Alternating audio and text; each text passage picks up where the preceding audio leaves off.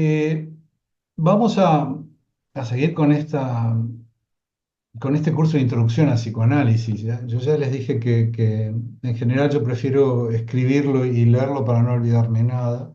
Y también he implementado, un poco alentado por los colegas, un PowerPoint, que bueno, que a veces puede ser útil como para retener determinadas cosas.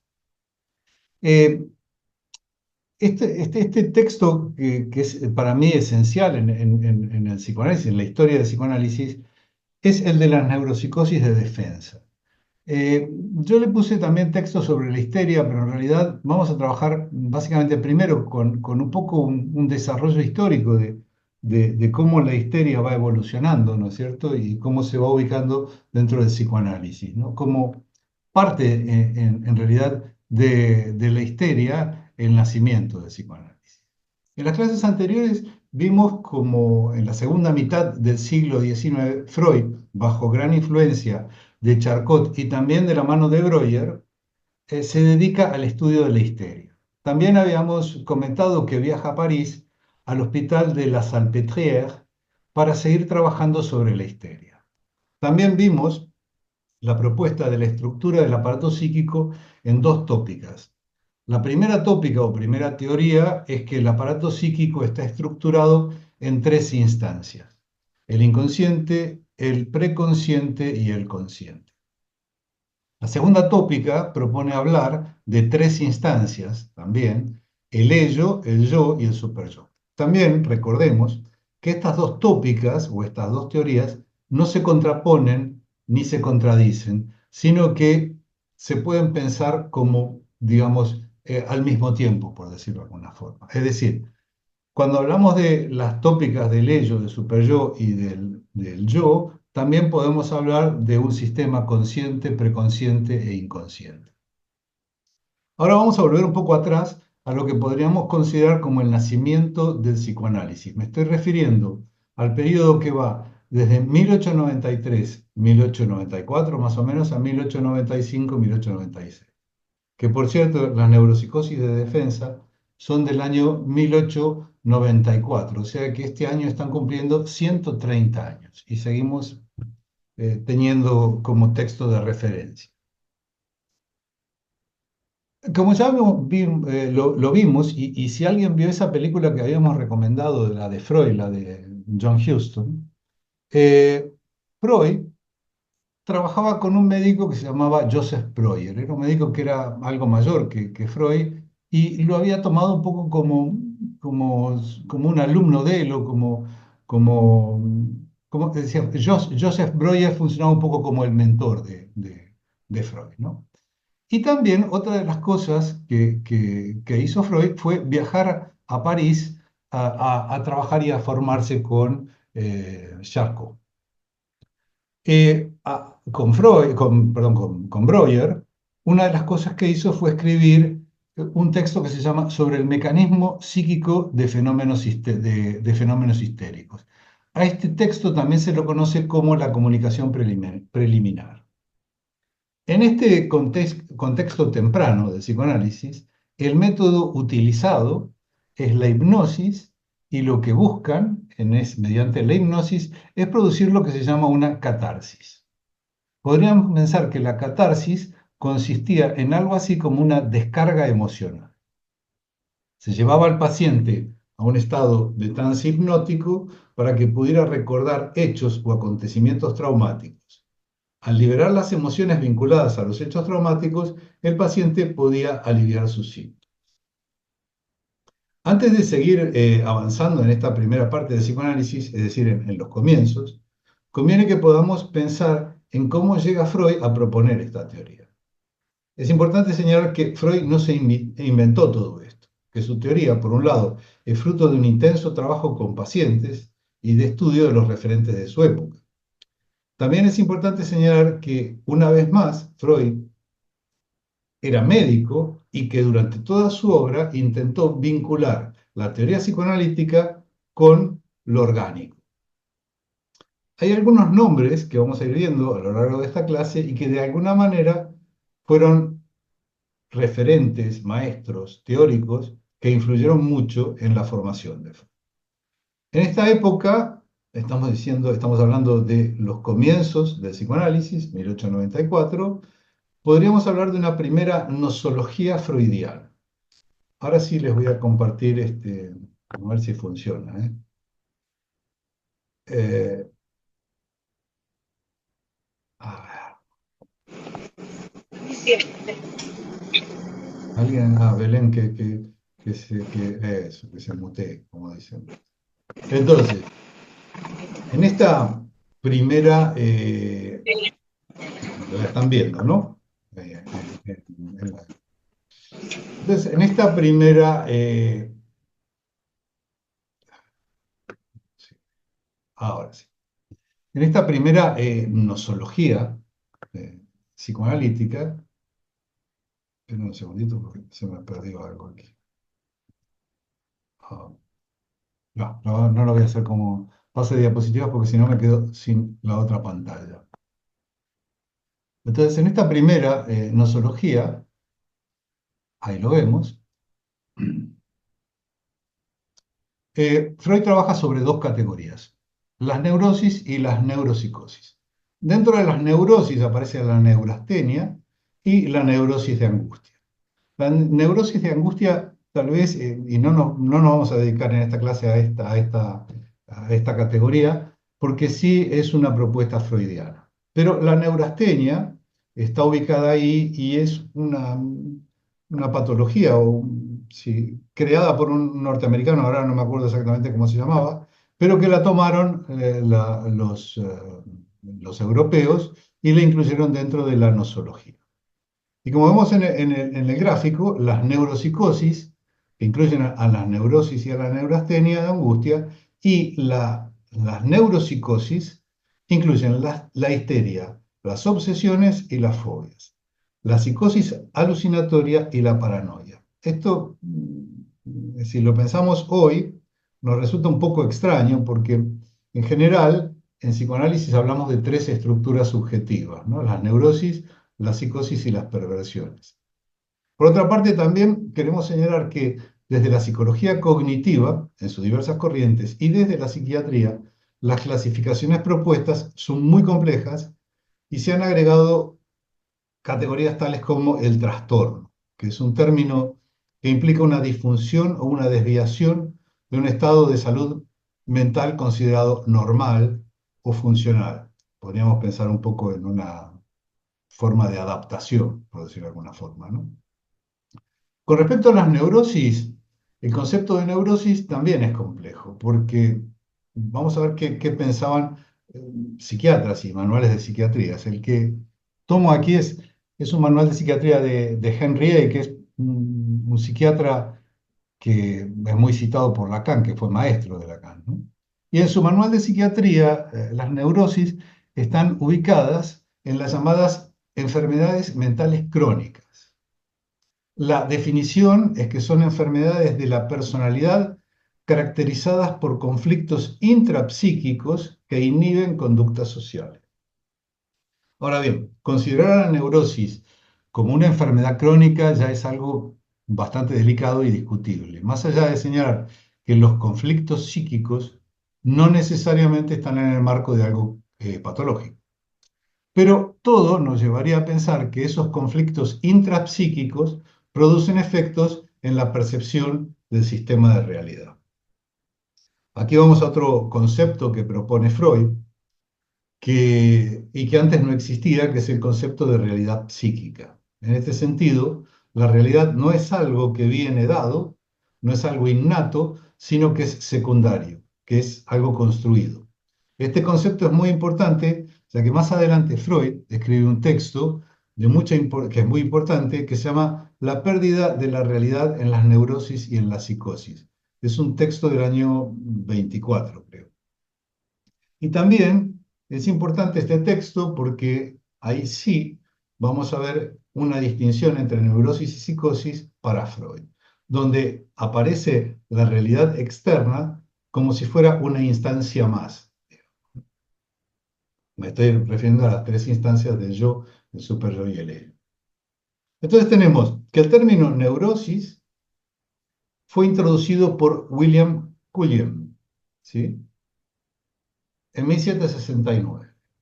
Y, eh, que era un médico escocés y designaba las enfermedades del sistema nervioso. En cuanto a psicosis, fue introducido por Ernst von Feuchtersleben, un médico austríaco, en 1845 y designa a las enfermedades mentales. Esto es interesante porque nos señala que no todas las afecciones nerviosas eran consideradas enfermedades mentales. Pero a medida que el organismo se va consolidando, es decir, esa búsqueda de bases orgánicas en las enfermedades mentales, se considera que en la psicosis hay un sustrato orgánico. Más allá de este relato histórico, vamos a tratar de pensar en la distinción, en este momento temprano del psicoanálisis, entre neurosis, psicosis y neuropsicosis. Tenemos que tener en cuenta que Freud utiliza una serie de conceptos que eran los paradigmas de la ciencia de su época. Vamos entonces a hablar de un concepto fundamental en Freud y en el psicoanálisis, que es la libido. Freud concibe a la libido como energía sexual y podríamos definir como la unidad de referencia a la pulsión. En este momento, solo me interesa señalar algo que vamos a retomar, es que la pulsión es definida por Freud, y esto creo que lo dijimos en otro encuentro, como un concepto límite entre lo psíquico y lo somático. Habíamos dicho que se trata de energía, y en este punto vamos también a tener en cuenta de que en esta época la termodinámica también influye en el discurso médico. Freud entonces nos propone un concepto vinculado a la conservación de la energía. Es decir, que el aparato psíquico funciona un principio llamado de homeostasis, que es una tendencia a mantener a la energía en un nivel constante energético. En cuanto al concepto de libido, tenemos una tendencia a pensarla como si fuera una sustancia. En realidad, tendríamos que pensar este concepto como una serie de relaciones. Es un concepto relacional, no es ni un líquido, ni una hormona, ni un fluido. Digo esto porque a veces se escuchan comentarios como me bajó la libido, como si se produjese una pérdida de algún tipo de fluido, ¿no? Volviendo al concepto de neurosis que habíamos dicho, que eran enfermedades de los nervios, podemos pensar en algunos referentes de Freud para seguir avanzando en esta recorrida que nos lleva a pensar cómo se establece esta nosología. Entre ellos vamos a citar a Pinel. Pinel es un médico francés, que aporta al concepto de tratamiento moral de los enfermos mentales.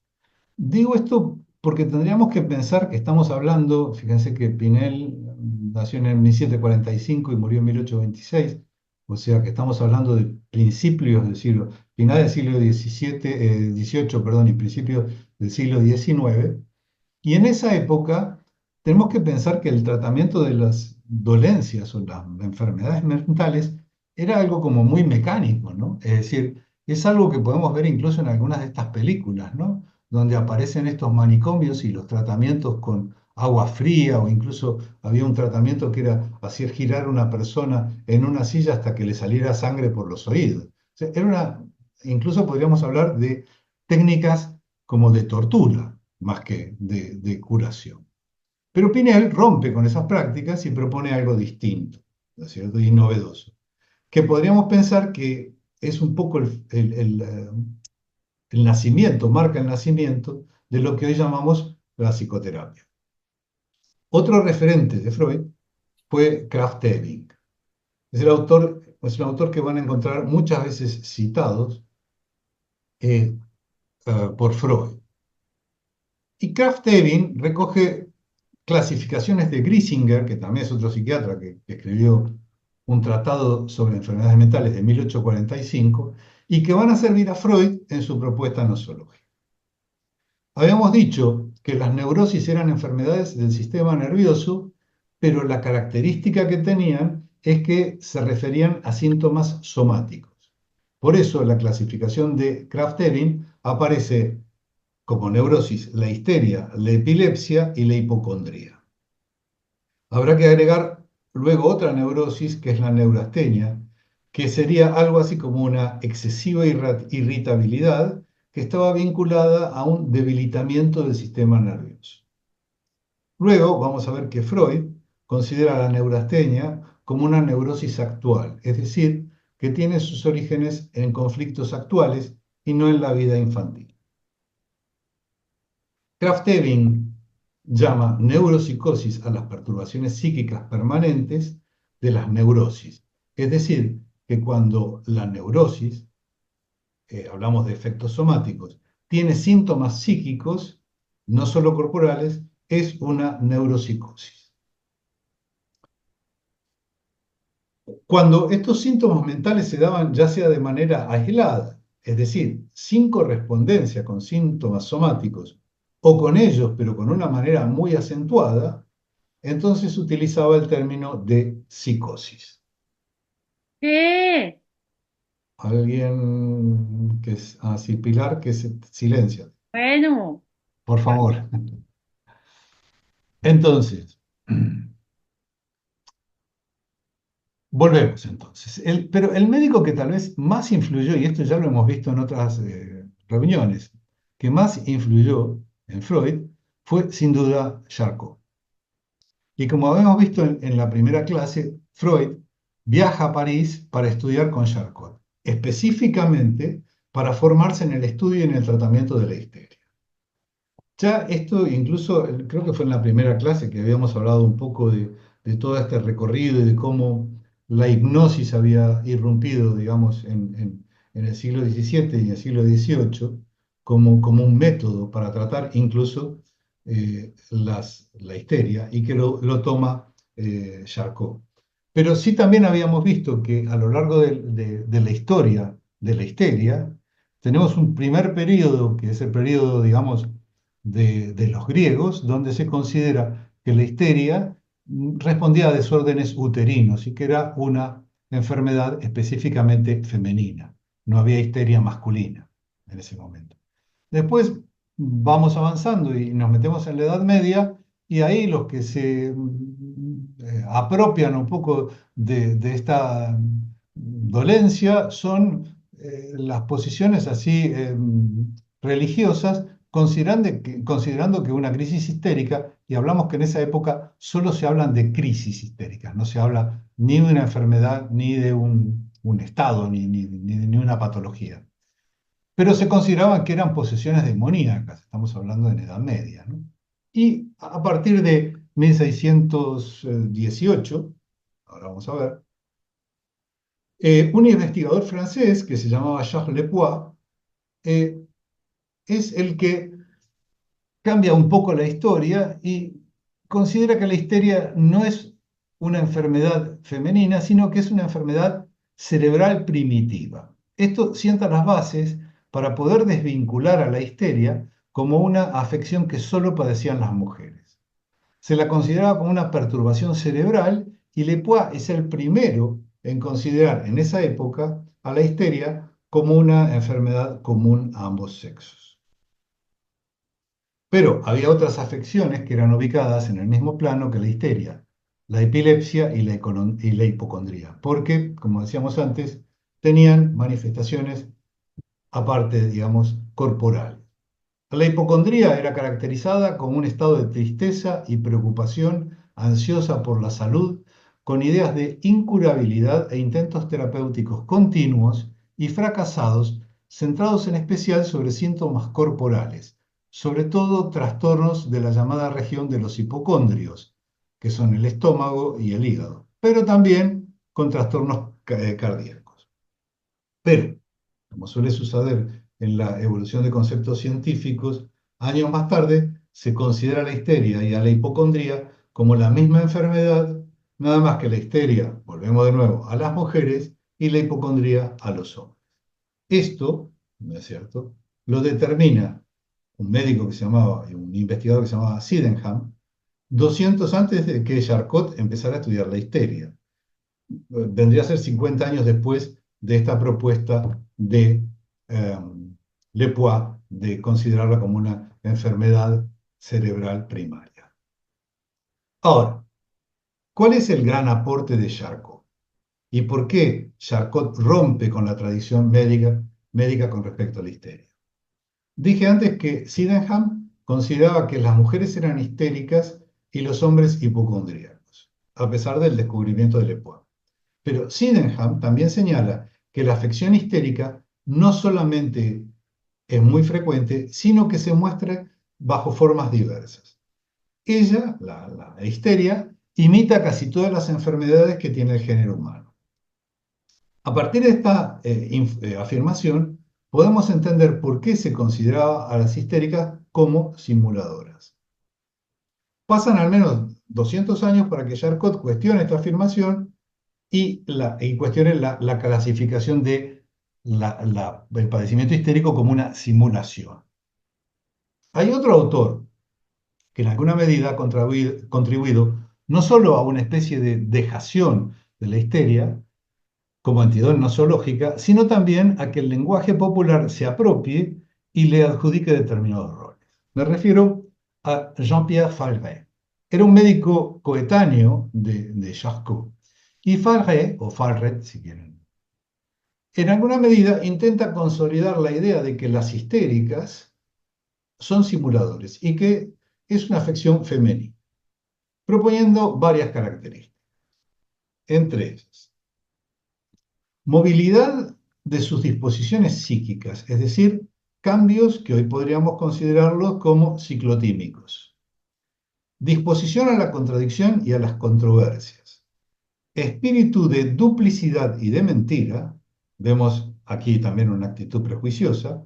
Esto incluiría exageración teatral en sus manifestaciones afectivas, afectación de las actitudes y sentimientos contrarios a lo que ella siente. Mentira, cleptomanía, intrigas, simulaciones. A partir de ahí, les comento que hace poco haciendo zapping, caí en una película que había visto hace muchos años de Hitchcock, que es bastante interesante, si alguien la puede ver, se la recomiendo, que se llama Marnie la ladrona, porque ahí aparecen también, digamos, estas cuestiones vinculadas a una posición histérica, ¿no? Este tema de la cleptomanía y de la mentira, ¿no?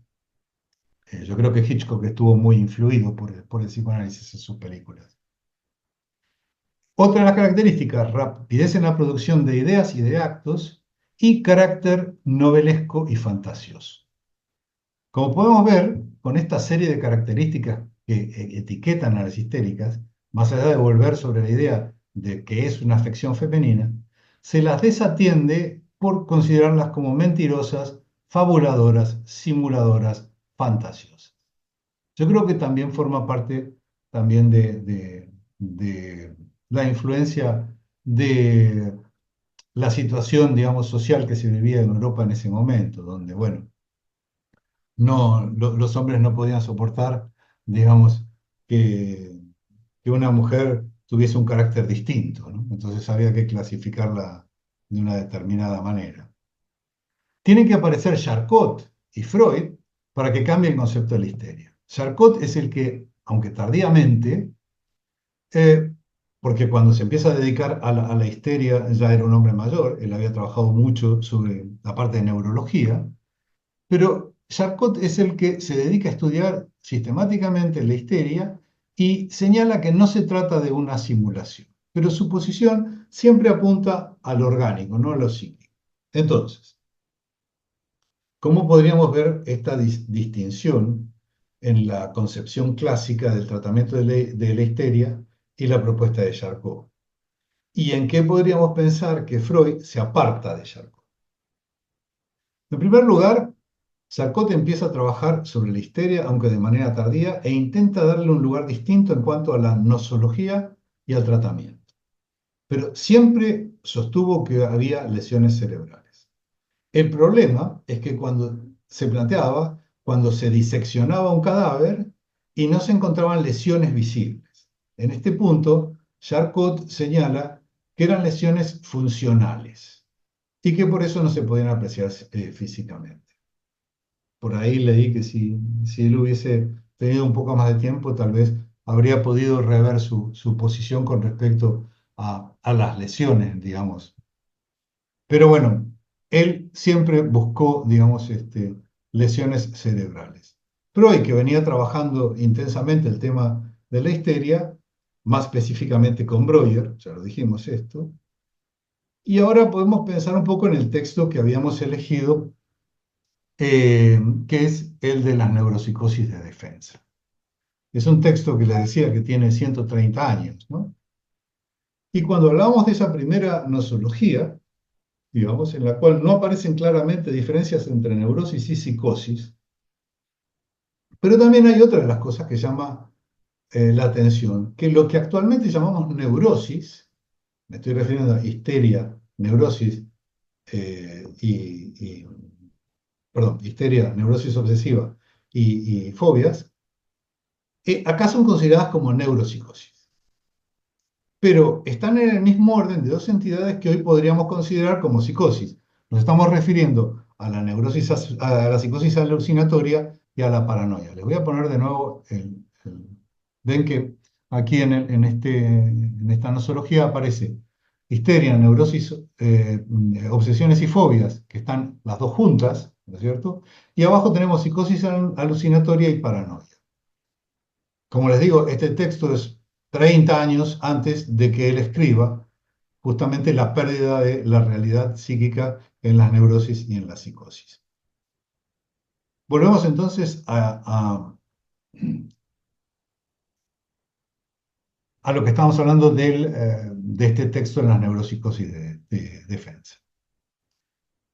¿Por qué aparece la psicosis alucinatoria y la paranoia? La explicación que le podríamos dar es que cuando hablábamos de neurosis al comienzo, cuando hablábamos de la tradición psiquiátrica de Krafft-Ebing, hablábamos de una afección nerviosa y las neuropsicosis aparecía lo psicológico en juego. En las neuropsicosis de defensa aparecen varios conceptos que podríamos considerar como fundamentales y que sientan, a mi juicio, las bases de lo que va a ser el psicoanálisis. En primer lugar, es como si Freud fuera elaborando una clasificación que va a aparecer después. Histeria, neurosis obsesiva y fobias. Y acá sí, vamos a hacer un paréntesis porque en realidad la fobia no termina de aparecer como una neurosis, porque él habla en el siguiente capítulo, que no vamos a tener tiempo de verlo, de una neurosis de angustia. Pero lo que sí me parece muy importante señalar es que la base de esto es la histeria. Entonces, en este texto, Freud distingue tres formas de histeria. La histeria hipnoide, que se la debemos a Breuer, la histeria de defensa, que vendría a ser la novedad freudiana, y la histeria de retención, que se la debemos a Charcot. Podríamos pensar que la novedad que aporta Freud es la histeria de defensa, y que sería una histeria adquirida. Tanto la histeria hipnoide como la de retención parecen ser concesiones que hace Freud con Breuer y con Charcot. Y si seguimos viendo todo el recorrido que hace Freud a partir de esta propuesta, vemos que en última instancia Freud considera la histeria como algo adquirido, no congénito. En cuanto a la propuesta de Breuer, de estados de conciencia particularmente oníricos, con una aptitud limitada para la asociación, son los llamados estados hipnoides. Son hipnoides porque eran muy similares a los estados hipnóticos. Estos estados de conciencia alterado eran capaces de fijar una idea o una representación inconsciente que luego se iba a manifestar en forma de síntomas somáticos. Luego habla de las histerias de retención pura. Ahí nos estamos refiriendo más a Charcot. Y la característica de esta forma de histeria era la incapacidad del paciente de realizar ciertas funciones corporales, moverse, hablar, debido a la represión de conflictos emocionales o deseos inconscientes. La llama de retención porque el conflicto psíquico se retiene en forma de bloqueo somático funcional. Señalamos aquí esta idea de Charcot de lesiones funcionales. Como no puede encontrar una lesión cerebral, le da la vuelta y dice que viene algo así como la creación del concepto de trastorno. Como no pueden encontrar una palabra, crean una nueva entidad que se llama trastorno. Este tipo de histeria, digamos, funcionales, después, no, perdón, después lo que venimos a agregarle aquí es la histeria propuesta por Freud, que es la histeria de defensa. Y este tipo de histeria propuesta por Freud aparece un concepto de defensa ante algo que ya no se puede procesar. Estamos hablando de un hecho traumático. El sujeto decide olvidar ese hecho porque es inconciliable psíquicamente, es decir, choca con algún principio en lo psíquico. El sujeto se comporta como defensor y intenta considerar al hecho traumático como si no hubiese sucedido, pero no puede. Hay varias cosas como para señalar. Por un lado, habla de la inconciabilidad en la vida de representaciones. Es decir, que hay algo que no es conciliable. En este punto, la persona decide olvidar este hecho. Esto es muy importante porque es lo que luego va a dar lugar a elaborar el concepto de represión. Además, ya vamos viendo cómo aparece este aspecto que está vinculado a la energía, a lo que aquí se llama la suma de excitación. Cito a Freud. Está en el libro de las obras completas de Freud de Amor, está en la página 50, si alguien lo tiene y lo quiere ver. La tarea del yo defensor se impone. Tratar como non arrivé, no acontecida, la representación inconciliable es directamente insoluble para él. Una vez que la huella mnémica y el afecto adherido a la representación están ahí, ya no se las puede extirpar. Por eso, equivale a una solución aproximada de esta tarea lograr convertir esta representación intensa en una débil, arrancarle el afecto, la suma de excitación que sobre ella gravita. Entonces, esa representación débil dejará de plantear totalmente exigencias al trabajo asociativo. Empero, sin embargo, la suma de excitación divorciada, separada, tiene que ser aplicada a otro empleo. Les comento algunos temas que a mí me parecen importantes. No sé si sí. Inconciabilidad en la vida de representaciones. Hay algo que entra en conflicto. Hay algo que desalojar del yo. Utilizo esa palabra porque luego, incluso en este texto, vamos a ver que al lado de la palabra represión va a aparecer, entre paréntesis, esfuerzo de desalojo. Esto también es importante porque está dando cuenta de un conflicto a nivel simbólico. Y el otro tema también es que el yo no puede considerar ese hecho como no sucedido. Y esto nos indica que ese hecho representa una situación traumática a nivel psíquico. Esta dimensión también está reforzada por la afirmación de ya no se puede extirpar. Y ligada a la tarea defensiva del yo, aparecen también conceptos que formaban parte de la teoría psicoanalítica. Huella anémica, es decir, esa marca que deja el hecho traumático, y el afecto adherido. Volvemos aquí a pensar en esta idea de cargas de excitación, que en la histeria es muy importante, y en el trabajo que supone al yo en procesar o tramitar, también a veces habla Freud, ese hecho traumático. Es decir, como dice Freud, convertir esa representación intensa en débil. El siguiente párrafo, que es también en la página 50, también es importante en la medida en que Freud presenta la histeria como la base de lo que en ese momento llama psiconeurosis y que luego vamos a llamar neurosis. Entonces, en la histeria, el modo de volver inocua a la representación, inconciliable, es transponer a lo corporal esa suma de excitación, para lo cual el yo propondría, perdón, para la cual yo propondría, dice Freud, el nombre de conversión. O sea, esa histeria de defensa, como se convierte en un síntoma somático, la denomina una histeria de conversión. Dice Freud, la conversión puede ser total o parcial y sobrevendrá en aquella inervación motriz o sensorial que mantenga un nexo más íntimo o más laxo con la vivencia traumática. El yo ha conseguido así quedar exento de contradicción, pero a cambio ha echado sobre sí el lastre de un símbolo mnémico que habita la conciencia al modo de un parásito, sea como una inervación motriz irresoluble o como una sensación alucinatoria que de continuo retorna. Ahí nos estamos yendo, digamos, a esta parte, digamos, de alucinaciones que tenían en esa primera nosología. En tales condiciones,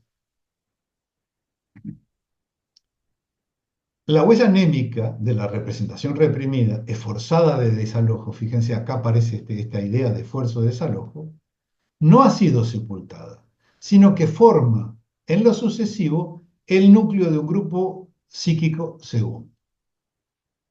Aquí claramente tenemos el concepto de trauma psíquico, la función defensiva del yo ante esa representación, esta idea de símbolo mnémico que podríamos pensar como un significante. Luego, en el capítulo 2 de este texto, pasa a hablar de las representaciones obsesivas. En este caso, en lugar de convertirse, histeria de conversión, esa representación, dice Freud, puede permanecer en la conciencia aunque debilitada.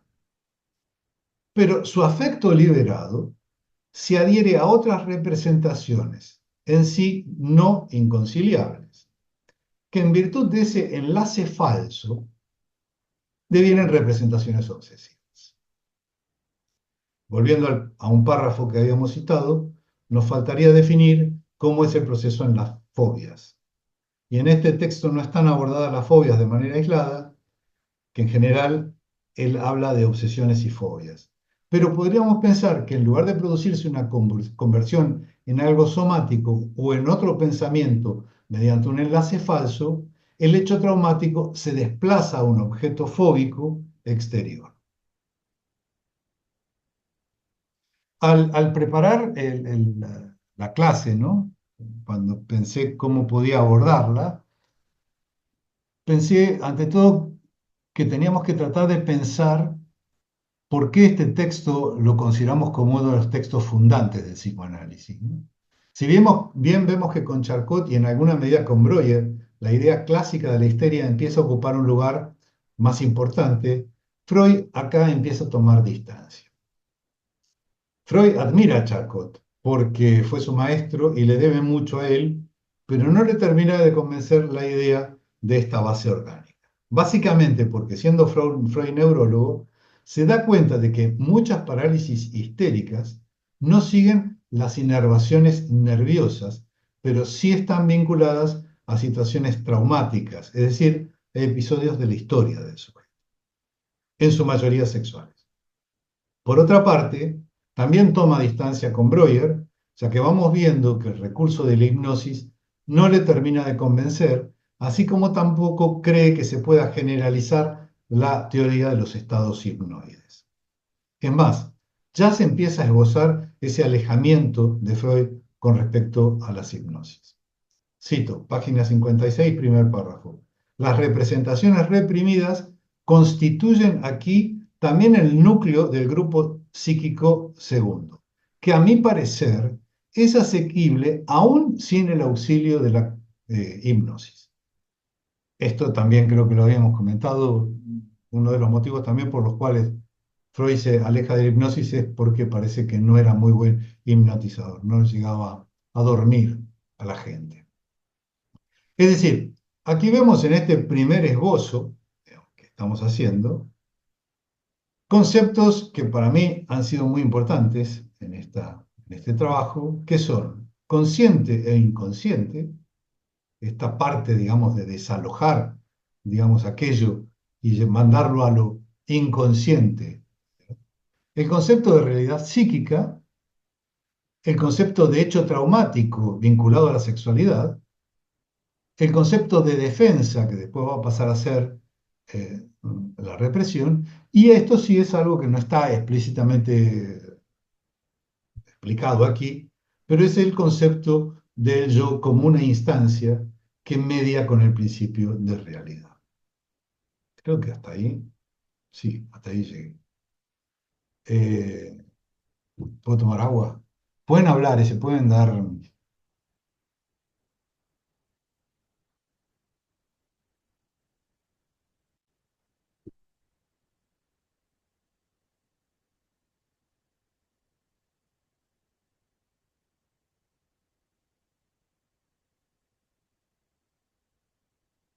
Bueno, Claudia, date... Ahí está, eh, se escucha, ¿no? sí, Sí. Bueno, qué recorrido, Ale, por la no, historia, ¿no? Por la historia no solo del psicoanálisis, sino de la psiquiatría y el lugar de la histeria. Fue realmente, para mí incluso hasta novedoso, porque no, salvo Henry y bueno, y los clásicos, que vos los nombraste algunos. mm, Bueno, cuando uno se pone en el psicoanálisis, medio que se olvida eso y es la prehistoria del psicoanálisis de alguna manera. Pero yo me quedé con algo que vos dijiste que me pareció este, también muy novedoso y quería preguntarte si podés decir algo más cuando hablabas de la libido, mm, que no es ningún líquido que circula por ninguna parte, que sube o baja, sino que tiene que ver con un concepto relacional. sí. Si me podés decir algo más de eso, porque me pareció súper interesante. Eh, el tema de la libido, porque aparte, es más, podemos hacer algún tipo de alusión que hasta nos puede pasar simpática y cómica, ¿no? Que, bueno, esa gente que tiene muchas actividades, que trabaja mucho y que es muy buen profesional, uno piensa, bueno, no tiene vida sexual, porque en realidad transpone toda la libido, ¿no es cierto?, en su trabajo o en sus estudios. Y entonces, ahí yo señalo lo paradójico, porque no es una cuestión, si bien estamos hablando de cargas energéticas, ¿no? Porque Freud trabaja también con este concepto económico, ¿no es cierto?, de la libido, ¿no? De cargas, Mm. que después la va a llamar incluso catexia, ¿no? O carga, o también se le llama investidura, ¿cierto? A esta carga. Y ahí en este punto es donde yo digo que, bueno, que también es cierto que la termodinámica influye, digamos, en estos conceptos. Pero esto que decía que resultaba cómico es que no se trata de sacar libido en un lugar y meterlo en otro. Entonces digamos, bueno, si este que es muy buen profesional, ¿no es cierto?, pone toda su libido sexual en su profesión, el día que consiga un novio o una novia, va a ser un desastre profesionalmente. No, no, al contrario, va a ser mucho mejor. Por eso no estamos hablando de cargas que van de un lado para el otro. Estamos hablando de una cuestión de relaciones.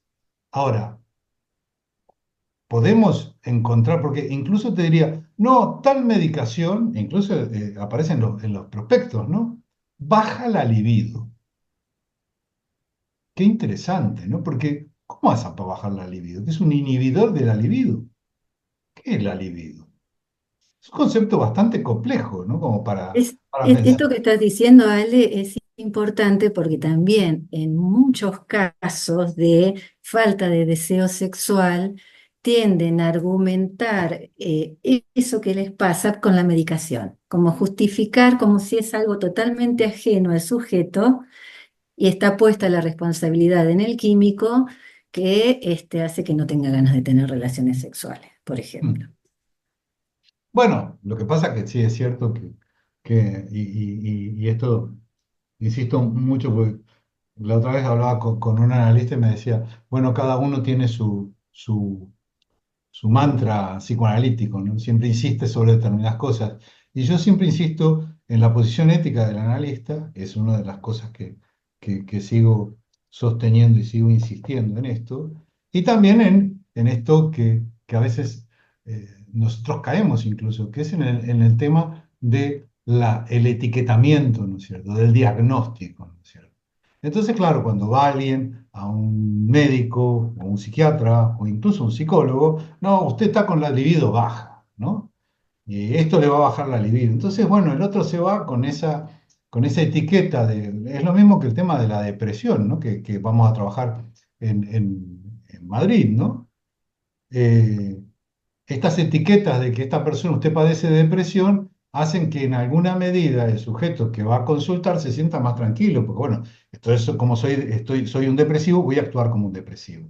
Entonces, si a mí me dicen, esta medicación me baja la libido, entonces no voy a tener ganas de tener sexo.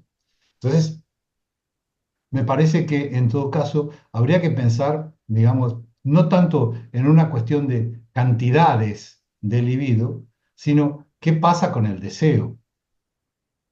O sea, ¿qué pasa con el deseo sexual? Que ojo, no tiene que estar constantemente, digamos, y que hay condicionamientos que tienen que ver con momentos del desarrollo hormonal, ¿no? Porque, digamos, una persona de 20 años seguramente que va a tener una actividad sexual totalmente distinta que una de 40, que una de 60 y que una de 80. ¿Mm? Pero Sí. eso tiene que ver con unas cuestiones fisiológicas, no tiene que ver con las cuestiones eh, a nivel psicoanalítica o psicológica. Alfonso, te veo con la mano levantada.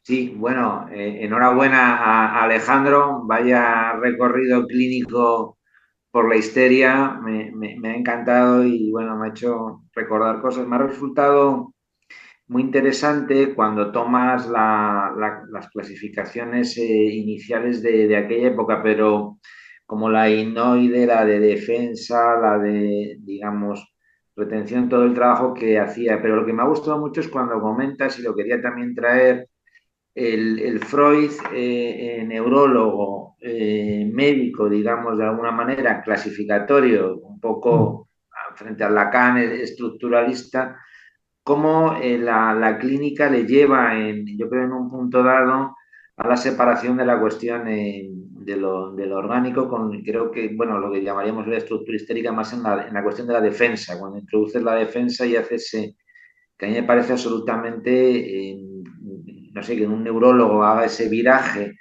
y además con una lógica enorme de que la histeria de, digamos, de conversión, podríamos decir, de la parálisis, que es lo que llamamos ahora la histeria de, se llegó, yo todavía la llegué a estudiar, que ya lo quitaron luego el manual, la histeria de conversión, de esa parálisis, como ahí no puede estar funcionando absolutamente nada del orgánico, digamos. Yo me acuerdo, mi profesor de anatomía patológica decía, aquí no podemos, cuando veis un cadáver, encontrar la neurosis, la histeria de conversión, porque eso pertenece a Freud. Y como hoy nos invierten, digamos, al hacer desaparecer el DSM, que eso es muy grave, la clasificación, el concepto histeria, que realmente pues habla de trastornos, como has dicho, y volvemos de nuevo a retroceder ahí buscando siempre en lo orgánico. Por eso me ha gustado muchísimo el ir a los textos tradicionales porque nos implica la transformación que el propio Freud hace. Y ahora, desgraciadamente, estamos haciendo la inversa, estamos yendo como al recorrer el camino contrario al que Freud había hecho en el avance, sobre todo en la que has marcado como la histeria de disociación con el mecanismo, evidentemente, de la defensa, que eso se pasa totalmente quitando, bueno, nosotros los psicoanalistas en la clínica psiquiátrica y en la formación psicológica hoy en día. Y bueno, felicitarte porque me ha parecido, Bueno, vamos, gracias. un recorrido precioso, vamos, muy bonito. Eh, a mí me parece que una de las cosas que a mí siempre me interesa señalar es que todas estas clasificaciones nos sirven como puntos de referencia y forman parte un poco también, podríamos pensarlo como una forma de estructurar o de pensar, digamos, los cuadros nosológicos, es decir, las descripciones. Pero claro, también es cierto que yo digo que, que sí que podríamos decir, yo a veces digo que no estamos hablando de una histeria o de una neurosis obsesiva, yo a veces digo, bueno, yo diría que es una estructura neurótica con predominante histérico, con predominante obsesivo, porque podríamos decir, bueno, es decir, el histérico pone todo en lo somático. Y yo me pregunto, ¿y el obsesivo no? Y la otra pregunta es, bueno, el obsesivo todo lo pone en el cavilar y en el pensamiento, digamos, insidioso, y el histérico no. El histérico tampoco duerme, pensando hasta las 5 de la mañana, como el obsesivo. Y el histérico también tiene rasgos hipocondríacos, por lo cual, sí a mí me parece que esto que dice Freud, que para mí es esencial, es el hecho de que la histeria funciona como la base y la neurosis obsesiva es otro camino, ¿no es cierto?, que puede ir esto de que no es conciliable con la vida de representaciones, que esto también está vinculado con lo que desde Lacan llamamos el otro, ¿no? El gran otro. Es decir, esto no es lo que se espera de mí. Por esto yo lo considero como no conciliable y genera un conflicto. ¿Mm? Entonces, yo diría que sí, que una persona podríamos tender a pensar ese diagnóstico estructural, si estamos hablando de una neurosis o de una psicosis, pero básicamente para saber cómo vamos a intervenir. Porque la intervención con una neurosis no es igual que la intervención con una psicosis. ¿Entienden? Es decir, esta es mi forma de verlo, ¿no? Entonces sí, diría yo que, que podríamos pensar que la base es la neurosis, que sí que puede haber predominantes neurótico obsesivo o histeria, y más allá de que, bueno, que sí Lacan, pero no me quiero meter en Lacan porque si no, no van a salir corriendo, ¿no? Sobre todo la gente que vino ahora y quiero que se queden. Belén, no sé si Alfonso quería agregar algo más. Sí, es, exacto. Yo creo que ahí está. Es decir, no hay. En fin, Freud juega con esto, pero no hay casos puros, ¿no? Es decir, yo creo que tal vez lo importante es lo que marcas. Ahora un poco por decir en el seminario, es decir, tal vez de cara a la clínica, sobre todo a nivel de estructura, hombre, moverte, uno te está moviendo, se está uno moviendo en el campo de la neurosis, pues está uno entrando sobre todo en el caso de la psicosis, cuando son psicosis que no se han desencadenado todavía. Entonces, o sea, ese punto de juego es el más complejo, pero a veces el que nos da una guía. Pero yo estoy totalmente de acuerdo contigo, Alejandro, o sea, en la clínica, o sea, Sí, y no hay caso dejamos, puro, no hay caso y puro. ahora hablamos con Belén. Sí, hay una cosa que yo quiero considerar que yo no sé si has leído el artículo que se publica en Trauma, que se llama Diagnóstico del riesgo de etiquetar, que Sí. es un tema para mí también de los que son importantes, porque, digamos, el primer punto que yo quiero señalar es que cada vez que viene un paciente y se sienta en la consulta pensamos que es un neurótico. No contemplamos la posibilidad de que sea un psicótico. En general pensamos que vamos a encontrar un neurótico. Ese es un primer punto. Y si vemos que tiene determinados rasgos que coinciden con el modelo teórico, forzamos las variables. Entonces, bueno, es ordenado, piensa mucho, es obsesivo. Entonces, lo que voy a hacer es aplicar un método finalista. Es decir, voy a tratar de interpretar todo para que a mí me dé un neurótico obsesivo. Y esto lo dijo Lacan. No podemos, digamos, etiquetar a una persona porque no sabemos qué es lo que le pasa, qué es lo que lo angustia a esta persona. Por lo cual, a mí me parece que el tema de los diagnósticos y no me terminan de convencer, ¿no? Ni desde el analista, ni desde la demanda de diagnóstico, que en algún punto es una demanda también de, a ver, ¿le importa a usted o no le importa? Usted dígame qué tengo. ¿Piensa en mí usted o no piensa en mí? Esto lo veo yo así, ¿eh? Belén, Bueno, felicidades porque verdaderamente, ¿qué quieres que te diga? O sea, no te lo digo como colega que me caes bien, sino que realmente es que has se hecho ve que una me quieren, ¿eh? Se ve que me quieren en clase Madrid. excelente, una clase excelente, no lo podías decir mejor. Y yo estoy de acuerdo contigo que las clasificaciones, bueno, si hacemos historia, a nosotros esto nos sirve para pensar. Es Mm, decir, ese juego de las clasificaciones te sirve para pensar. Es cierto este apunte un poco divertido que has dicho de que en el fondo vas llevando al paciente desde que entra por la puerta para investigar a ver si es neurótico, si es psicótico, si es histérico, pero en realidad por la propia angustia del profesional de poder controlar y tapar y taponar lo que puede ocurrir en la sesión, ¿no?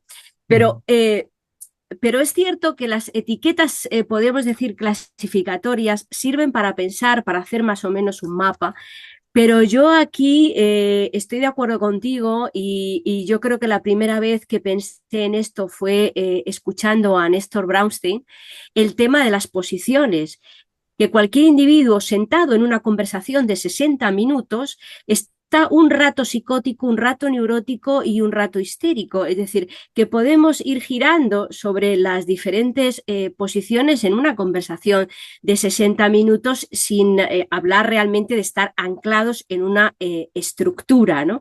Con lo cual, bueno, sin esto que a lo mejor es quizá un poquito exagerado, pero estoy de acuerdo con lo que has comentado y creo que en el fondo todas estas clasificaciones que nos has traído hoy sí nos sirven para aprender a pensar. ¿Eh? Luego está en nuestra propia ética profesional el no querer tranquilizarnos etiquetando al animal que entra por la puerta para que nosotros estamos tranquilos y seguros de que ya sé que hago el trabajo para un obsesivo. No, es decir, hay que ser un poco flexible y jugar con todos los conceptos y con todos los conocimientos para nosotros no taponar el propio análisis. Pero me ha encantado, ¿eh? A mí, yo con clases como estas, es más, si puede haber una solicitud del oyente, a mí me gustaría continuar este trabajo que has expuesto de la histeria, un poco relacionado también con la relación de la histeria y el padre. A mí esto lo dejo como una solicitud del oyente porque creo que puede ser un tema interesante.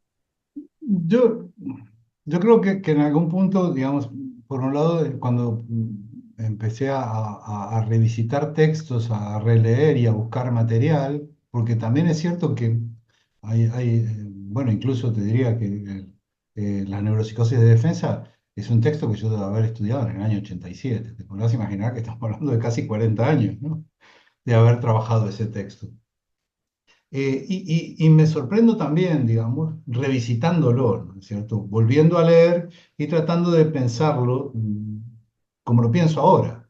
Porque después de 37 años o 37, sí, 37 años, bueno, uno ya cambia la visión de cómo abordar un texto.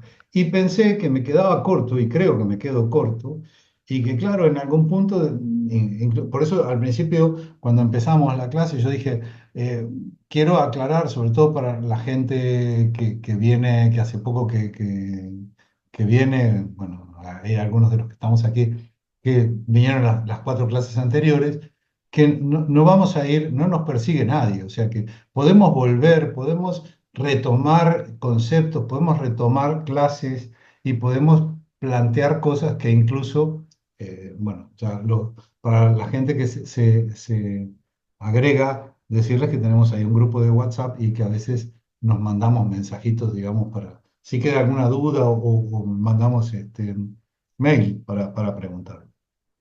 Y sí también que me parece importante bueno, que pregunten, que se pregunten y que nos pregunten, porque entre todos vamos a tratar de pensar un poco más, no dar respuesta, ¿eh? Porque esto ya lo hemos dicho en varias oportunidades. No, lo que nos interesa aquí eh, es trabajar juntos, no ubicarnos en el lugar del saber, ¿no? Así que bueno, que si quieren hacer algún comentario, los que no han hablado, que Carlos, te estaba echando de menos. Ya estaba pensando en no hablar, es que de verdad siempre hablo, ¿Por sí, qué? ¿Por qué? pocas. Es broma, es broma. Que, bueno, muchas gracias, súper interesante. Bueno, me alegro mucho de estar aquí otra vez. Ya se echaba en falta, como estas sesioncillas de vez en cuando. Eh, yo, bueno, este verano igual me he estado viendo así un poco por encima también a Jung, ¿no? Que es como también colega de Freud en su momento. y habla de cuestiones como más colectivas.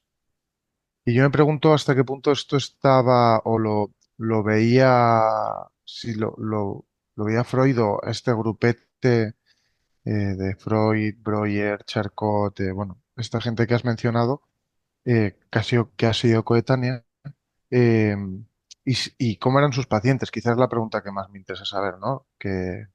¿Quiénes eran sus pacientes? ¿Los de Jung o los de Freud? Los de Freud, ¿no? Los de Freud, Charcot y pues, Breuer. ¿sabes qué?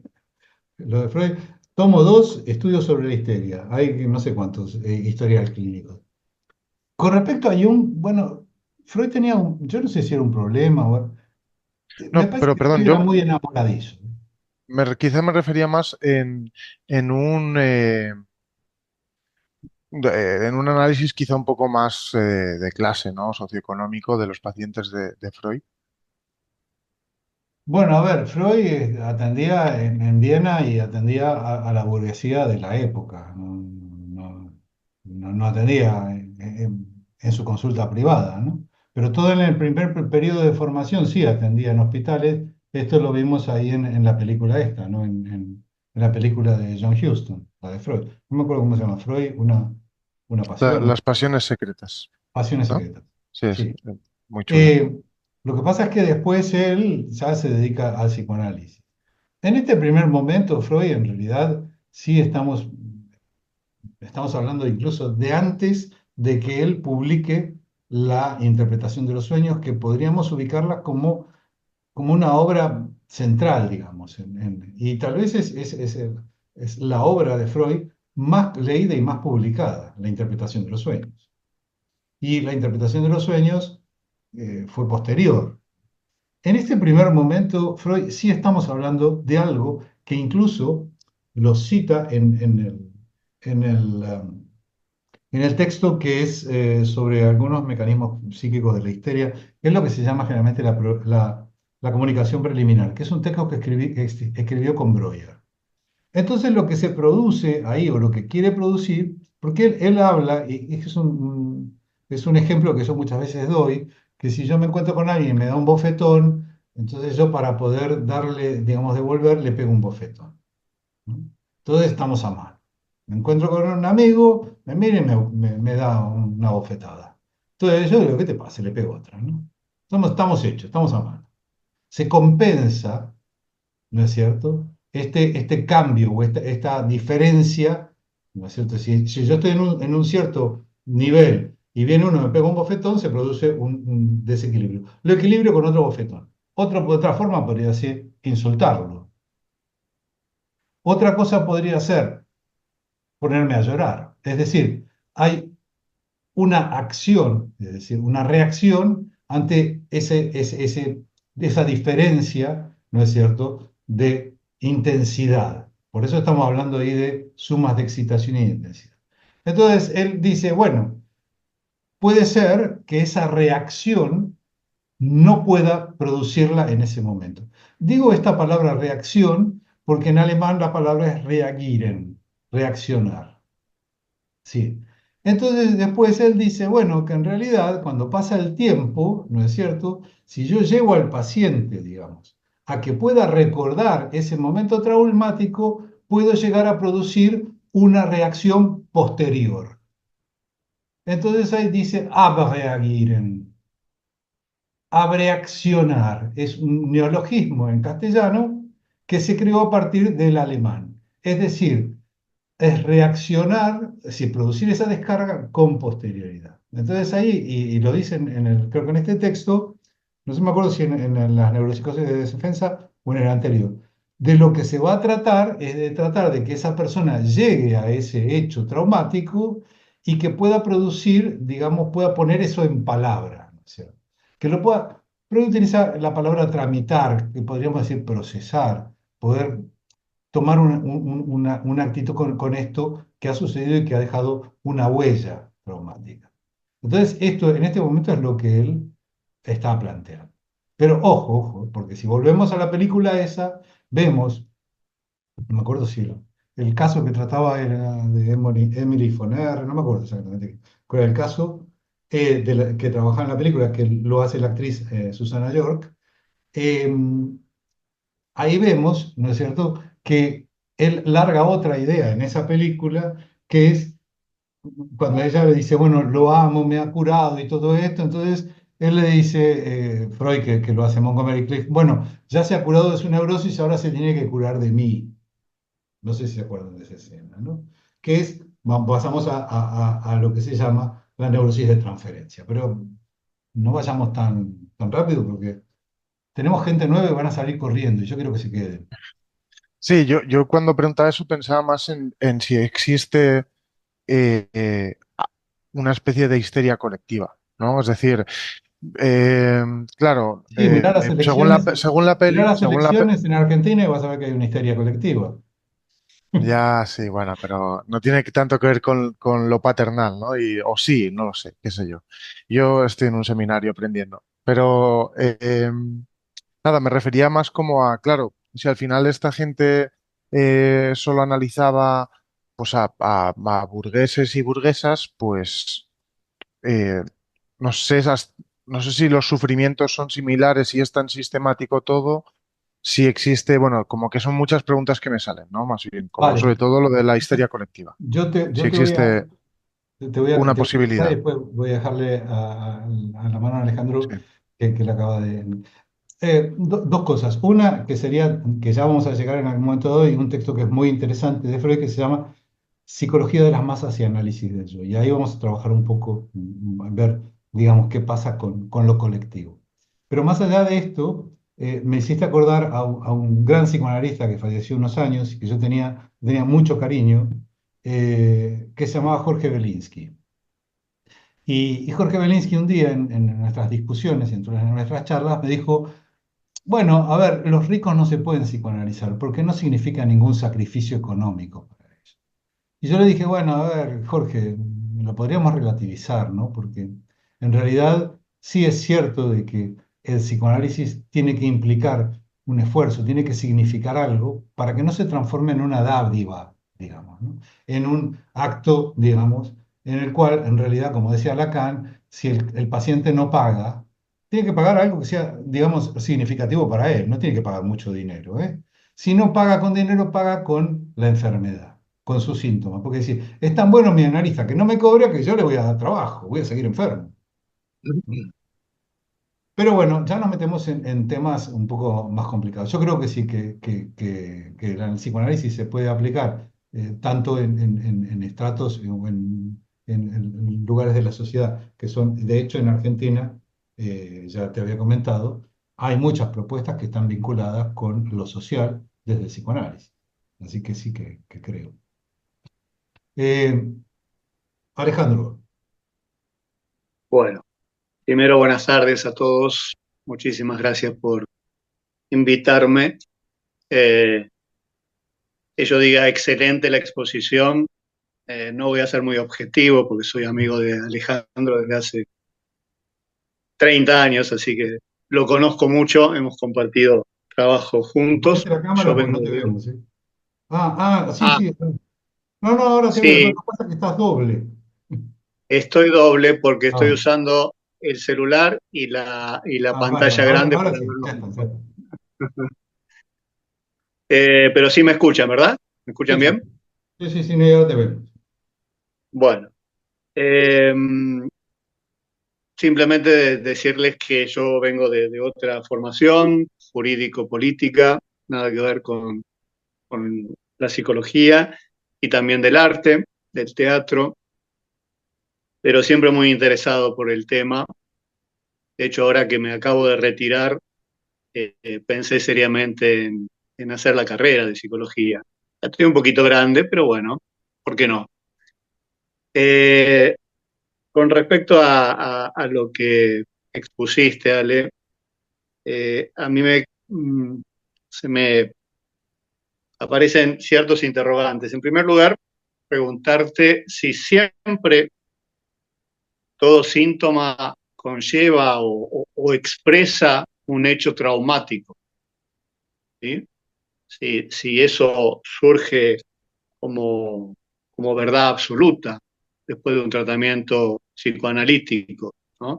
La vez pasada yo no estuve con ustedes en la primera parte, pero sí tuve acceso a algunos de los videos que subieron, sobre todo el primero, que veo que tiene una gran y absoluta continuidad con la primera exposición de Alejandro. Y, y me surgía esta pregunta que surgió desde alguien que lo dijo en ese momento, que en general el paciente llega a la consulta por una problemática concreta, ¿no? Coyuntural. Mm. Y que el psicoanálisis, porque de eso la experiencia que tengo es de haber hecho análisis durante muchos años, yo, en mi caso personal, llegué a la consulta con un hecho concreto, angustiante, y hubo que superar eso con mucha paciencia de ambas partes para entrar a profundizar en cuestiones más estructurales, ¿no? Eso entiendo que es así siempre, que el psicoanálisis lleva un tiempo que no llevan otras terapias. Pero vuelvo a la pregunta. ¿Siempre un síntoma expresa un hecho traumático? Y la segunda parte sería, ¿qué significa lo que Freud dice cuando expresa que la idea es convertir esa representación, supongo que representación se refiere al hecho traumático, de intensa a débil? ¿Se entiende? Sí. Bueno, estamos justamente dos cosas. La primera vamos al tema del síntoma. El síntoma, en realidad, como en la medicina en general también, es un indicador. El síntoma en sí no es la enfermedad. Entonces podríamos pensar que cuando uno se enferma, se pilla una gripe, por ejemplo, el síntoma no es la fiebre, ni es la congestión nasal, es decir, la enfermedad, perdón, eso es el síntoma. Es decir, si hay fiebre es porque ha subido la temperatura corporal, porque hay un agente externo que está invadiendo. Entonces es una medida defensiva. Entonces esto sintomático es un indicador, es un símbolo que a mí me lleva a pensar que hay algo que no está funcionando bien. Entonces ahí nos podríamos poder pensar en que hay síntomas psíquicos que podríamos llamar como egosintónicos y otros que son egodistónicos. Es decir, egosintónico sería que la persona no lo considera como un síntoma y egodistónicos es que hay algo que no cuadra. No sé por qué, pero yo me siento incómodo con esto que a mí me angustia y que yo creo que está vinculado con otro tipo de cosas. Ahora, nos podríamos llegar a preguntar si resolver algo del orden de lo sintomático hace que una persona cambie. Y ahí nos tenemos que meter en Lacan, porque en realidad disolver algo sintomático, que Freud también lo cuestiona, puede producir incluso lo que Freud llama un efecto o una reacción terapéutica negativa. ¿Por qué? Y esto desde Freud. El síntoma se incorpora al yo y en alguna medida el yo lo considera como parte de sí. Cuando ataco al síntoma estoy atacando al yo. Entonces va a haber lo que se llama resistencia. ¿No es cierto? Ahora, la pregunta es, porque también es interesante esto que estás diciendo, porque nos podríamos preguntar, entonces, todos los sujetos, todas las personas han sufrido traumas, y ahí nos metemos con el tema del trauma, que me parece interesante esta propuesta tuya, porque también está un poco vinculado al coloquio que ya está, incluso el programa ya está montado, que vamos a tener en Barcelona con discurso psicoanalítico, y que es abordaje psicoanalítico del trauma.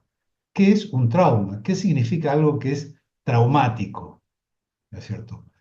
Y que, claro, la pregunta es, pero bueno, hay gente que te dice, pero yo he tenido una infancia sin ningún problema. Nadie abusó de mí, no me pegaron, no tuve un accidente, o sea, no tuve hechos traumáticos, pero el trauma no necesariamente implica, tal vez, un hecho en sí, puede ser una relación o un vínculo o una dinámica que se haya producido en la historia de ese sujeto y que lo que produce es una situación traumática.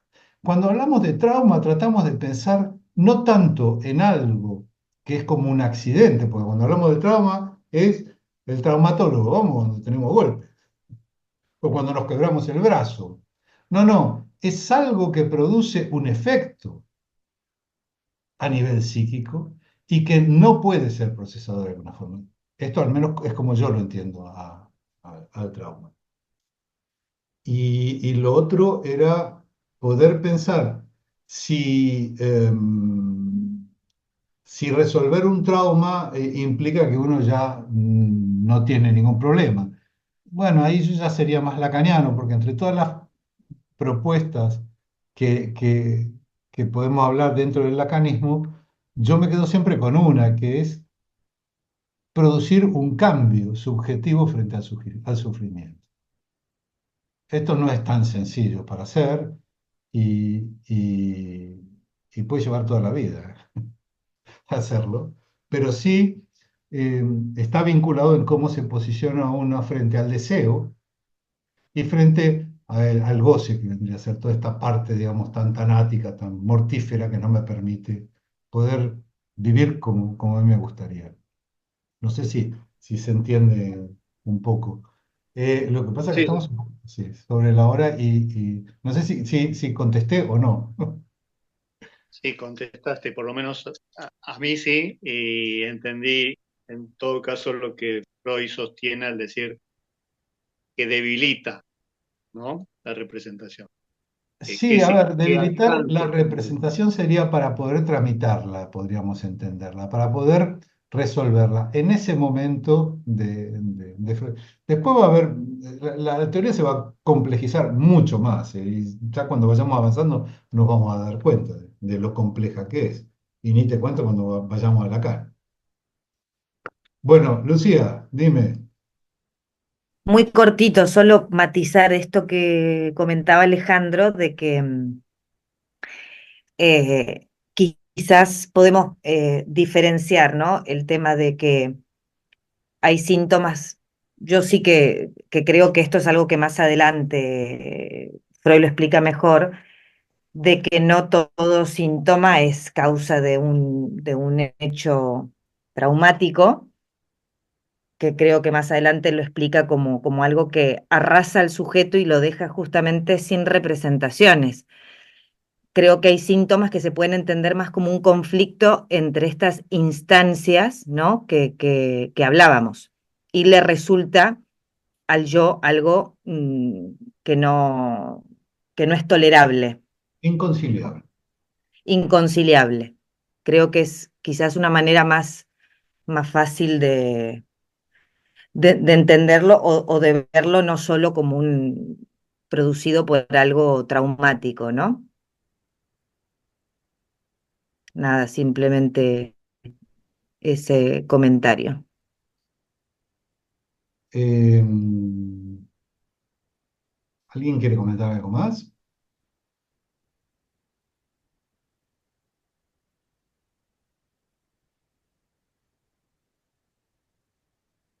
Sí, a ver. Has levantado la mano, espera que te encuentre. Disculpen, soy Camila Burgos, muchas gracias por el espacio. Me da mucha calma el comentario de Alejandro que hay personas que no son del área porque me estaba empezando a asustar de cuánto libro, texto iba a tener que leer, pero por supuesto para eso estoy. Soy Camila Burgos, les estoy acompañando desde Paraguay. De profesión soy fonoaudióloga. Me analizo hace mucho tiempo y gracias por el espacio para que personas que quizás no estemos dentro de la rama de la psicología también podamos aprender, indagar y profundizar desde el tema y estoy súper curiosa de si hay algunos libros o textos o referencias para poder ir acompañando este proceso. Y agradecer muchísimo el espacio y la clase de hoy que me dejó con con muchas ganas de estudio, por sobre todas las cosas. Bueno, ante todo, bienvenida y también, bueno, después en todo caso, si quieres, déjanos en el chat tu teléfono y te agregamos al chat no escribimos mucho, no son de estos grupos, así que mandan mensajes a cada rato. Y bueno, que esperemos que sigas viniendo. Y el otro tema es que también es un poco a la invitación a la gente que no necesariamente sea psicóloga o psicoanalista, ¿no? Que todas las preguntas son bienvenidas, ¿no? Porque hay preguntas que pueden llegar a ser muy inocentes o que uno puede decir, bueno, pero igual no me animo a preguntar porque estoy preguntando que igual es algo obvio. Yo creo que nada es obvio y que todo nos ayuda a volver a pensar y a seguir pensando esto. Así que bueno, bienvenida Camila y también es un lujo, digamos, yo estoy en Barcelona, hay varias gente que está en Barcelona, Iván está en Madrid, Belén está en Madrid, Carlos está en Barcelona, Alejandro está en Buenos Aires, Gisela está en Estados Unidos, estás en Estados Unidos, ¿no, Gisela? Sí. Cosa que también nos pone muy contentos, ¿no? De que este seminario esté tomando como características internacionales. Así que bueno, el próximo encuentro va a ser dentro de 15 días. Y la presentación va a estar a cargo de Claudia, ¿no? No sé si, díganme. Lucía, Sí, Lucía, ahí va a está. estar sí. Lucía la próxima. Vale, perfecto. Y bueno, insisto, bienvenidos y bueno, sigamos estudiando. No sé si Lucía vas a dar algo, vas a mandar bibliografía o algo para leer. Bueno, ya nos dirás. Sí, la idea era poder profundizar un poco más sobre el concepto inconsciente, que es algo que se acuerdan que empezamos a hablar con el texto de la interpretación de los sueños y que después Alfonso continuó con la segunda tópica. Pero bueno, como es un concepto fundamental, vamos a profundizar un poquito sobre eso. Entonces, si tienen ganas, hay un texto que se llama Lo Inconsciente, pero además retomaremos un poco algunas cosas que hemos estado viendo. Bien. Nos vemos entonces en 15 días. Ya les mandaremos los links. Y seguramente esto lo editaré y lo subiremos a YouTube por si alguien quiere volver a verla. Bueno, Gracias, chao a Alejandro. Hasta todos. la próxima. Hasta Hasta la Hasta luego. luego. próxima a todos. Gracias a Hasta todos. luego.